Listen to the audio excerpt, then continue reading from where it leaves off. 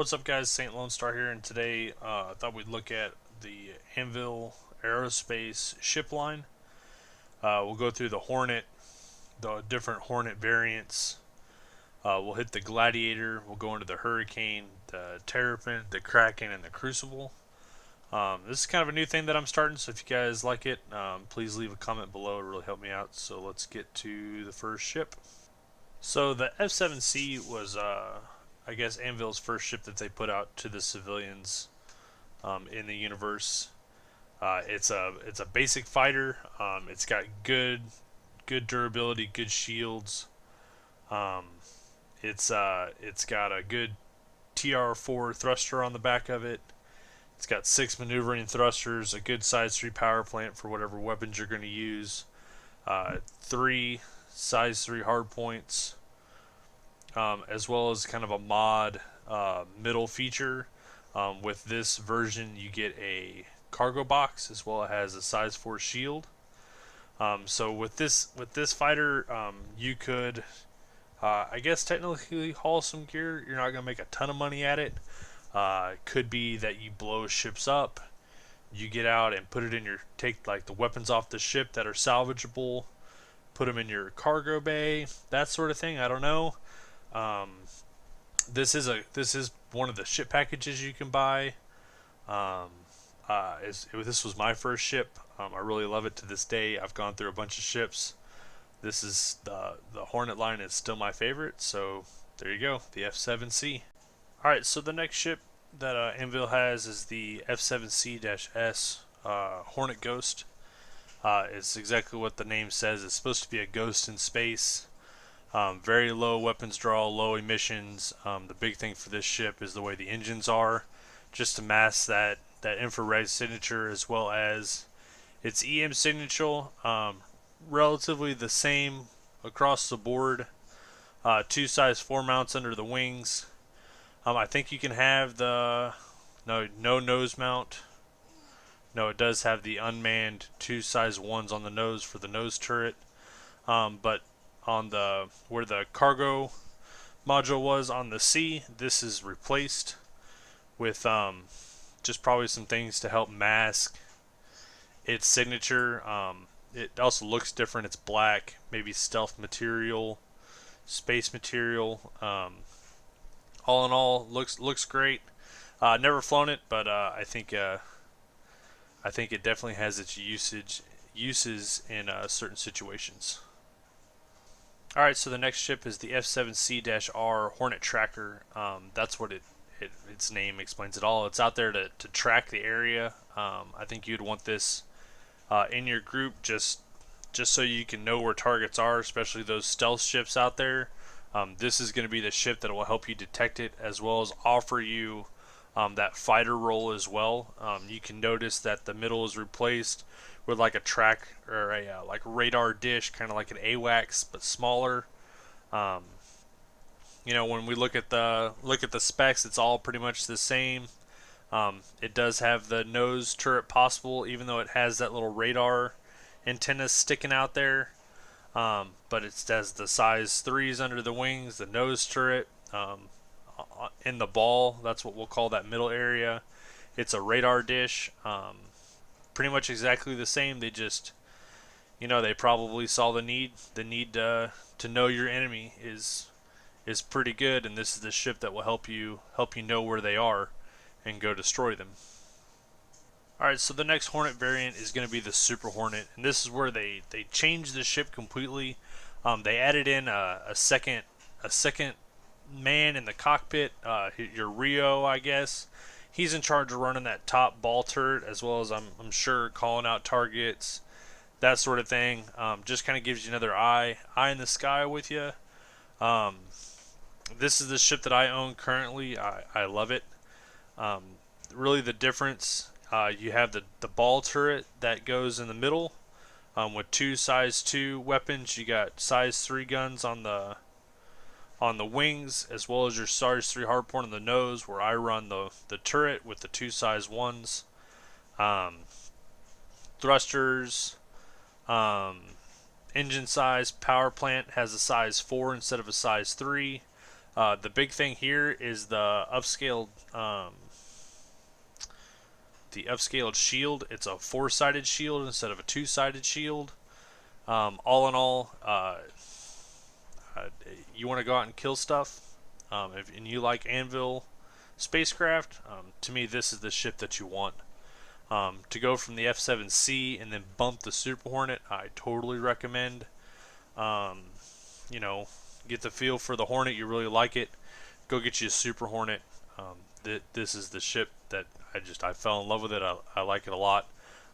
Once the turret mechanic gets better, I can't wait for to run with a Rio in the back. I think we could run some really cool security ops and that sort of thing. So the F7C-M Super Hornet. Then for the F7C Hornet Wildfire, all it is part of the Masters of Flight. They just threw an extra, they threw a different skin on the F7C. It was part of the this concept sale. I think you get a ball turret instead of the standard, what's it called? Instead of the standard cargo box.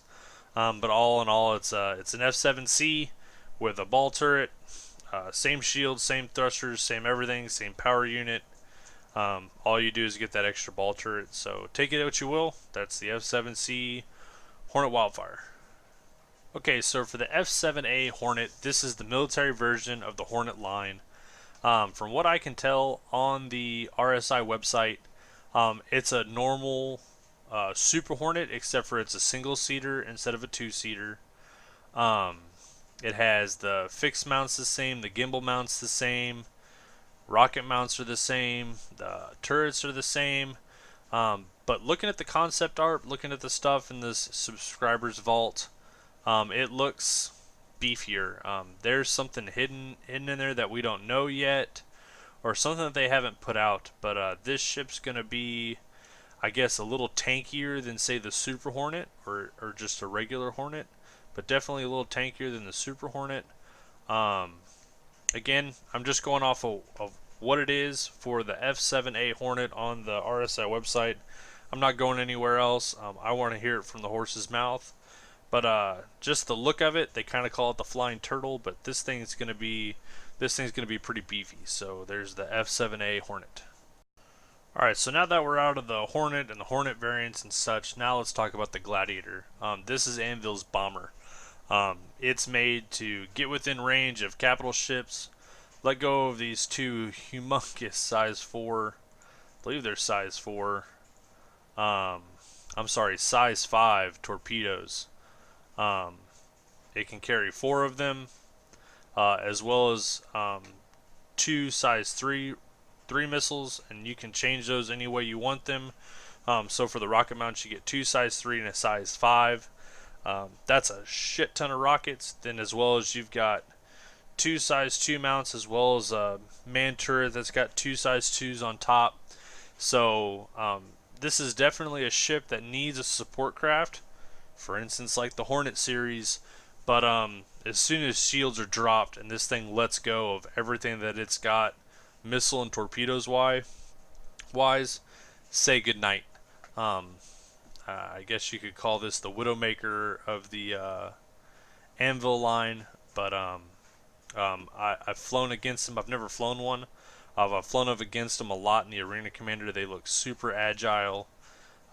You know, they've got the 1, 2, 3, 4, 5, 6, 7, 8 thrusters, 2 T4 engines in the back. They got a size 2 power plant, so a little bit less than the Hornet, and then they run a size 3 shield. So this thing's meant to let rockets go, let them fly, and blow shit up. So there is the Gladiator. Alright, so the next Anvil ship, we're going to talk about the Hurricane. The Hurricane is some people call it the glass cannon, the paper flying ship, whatever. We'll get into that in a second. So what this is their older heavy fighter. It's got a TR2 engine on the back, 4, 5, 6, 7, 8 thrusters, 8, 9, 10 thrusters. Only a size 1 power plant. I still don't get that. I still think that that's going to be tweaked later. So it's got 2 size 4 fixed mounts in the front with 2 size 2 missile racks, and then a man turret that has 4 size 3 mounts on it. And right now they are all broadswords. So to me, you put this with the Hornet series, and they drop shields, and this thing shreds holes. I think that's how should be played. That's how it's played for this ship. It's not meant to be solo. You're not going to be out there solo wrecking player after player after player, but you team up with a couple guys, and they drop their shields for you, and you come in with those ballistic weapons and shred them.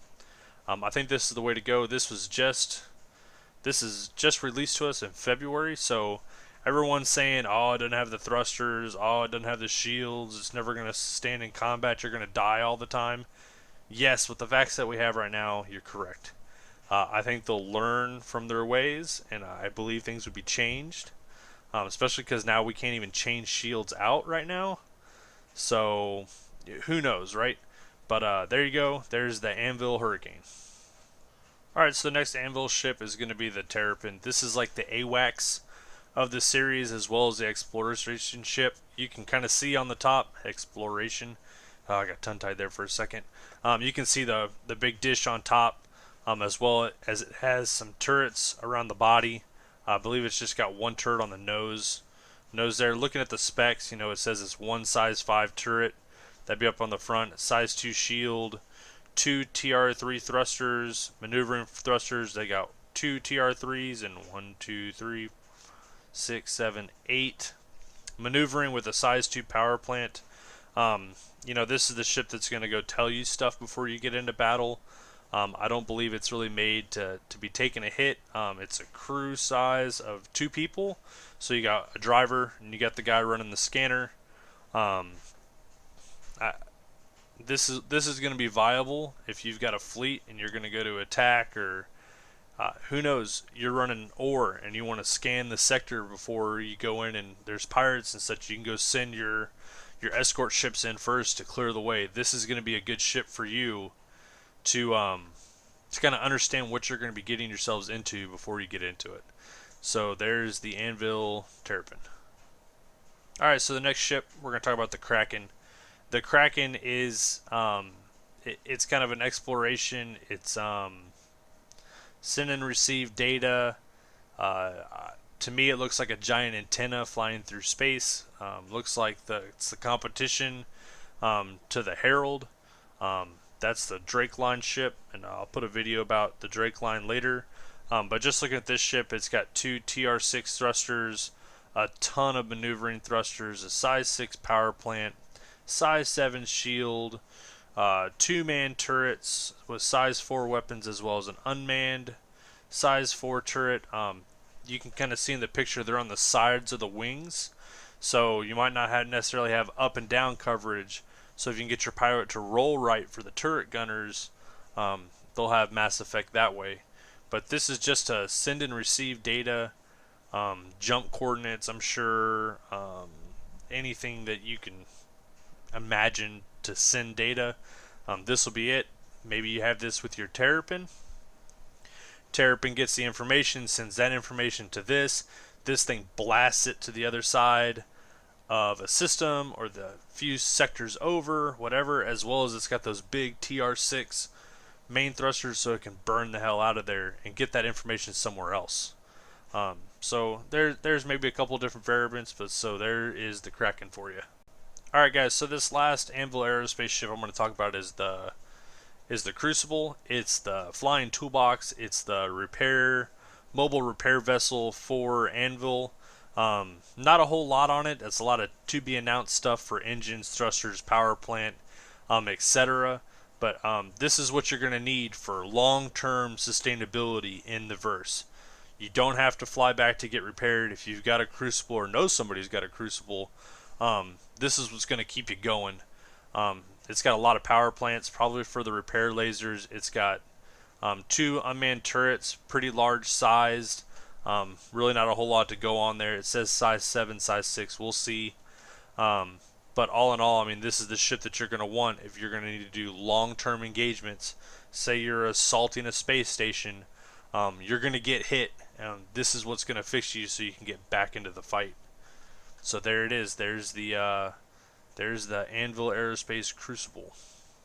Alright guys, that's it for me today. Hope you enjoyed the video. If this is kind of stuff that you'd like to see in the future, I'd love to do another review on all the ships of another manufacturer.